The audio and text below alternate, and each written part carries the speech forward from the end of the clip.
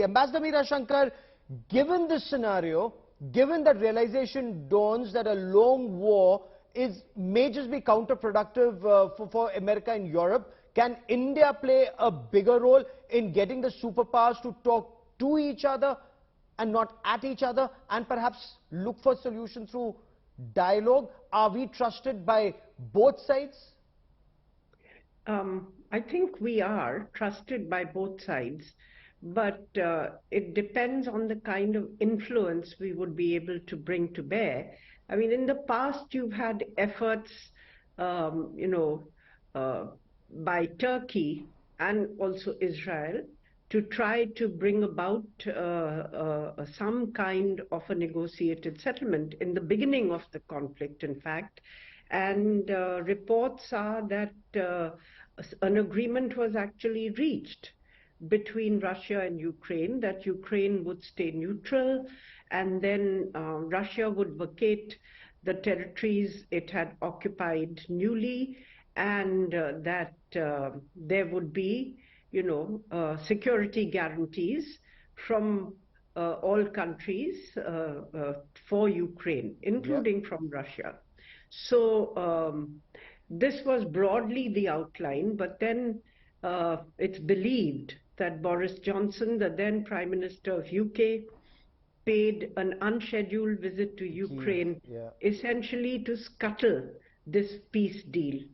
And since then, it's been going down a very slippery slope where they've got locked into a conflict where Ukraine clearly cannot achieve its ultimate objective, its stated objective of driving Russia out of every inch of territory that it occupies. Neither Ukraine nor the United States of America to weaken Russia further. But Professor Chellaney, can this 10-minute contact, and if this is, as Ambassador Meera Shankar said, at least there was some contact, can it lead to full-fledged negotiations or moving forward on negotiations, given that all sides perhaps realize that their end game, at least the one that they sought, they're unable to achieve? The very fact that they met is very significant. Even if they met for 10 minutes and they met at Blinken's request, shows that there is recognition on both sides that only diplomacy can bring an end to this bloody conflict. The war has reached a stalemate. The grinding nature of the war on the ground reflects this fact. And when a war reaches a stalemate, the next step should be an armistice, a ceasefire. So now negotiations have to be held quietly. They cannot be held publicly. Whatever was discussed between Blinken and Lavrov must have been about war and peace, must have been what next needs to be done. The fact that the Americans sought such a meeting, the fact that for a year the US had left diplomacy out of the picture, they had put all their resources in funneling arms to Ukraine.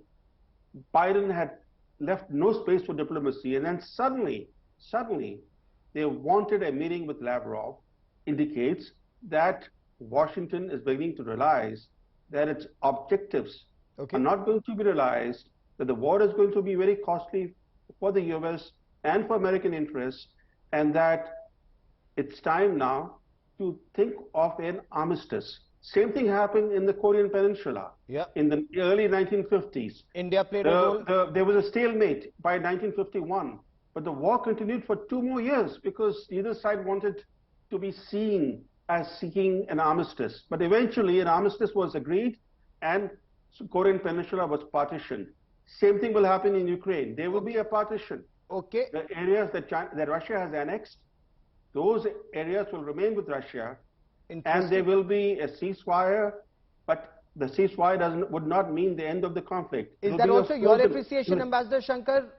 It'll be a frozen conflict.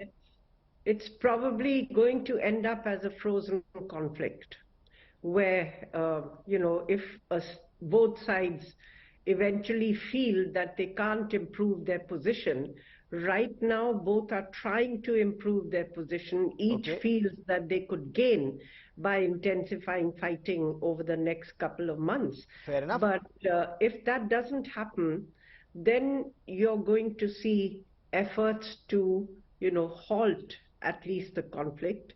Which is Maybe what some India has been saying all along. de facto division of Ukraine, which may not be accepted by Ukraine, but would be on the ground. Okay. And I want to now some quickly continued skirmishing.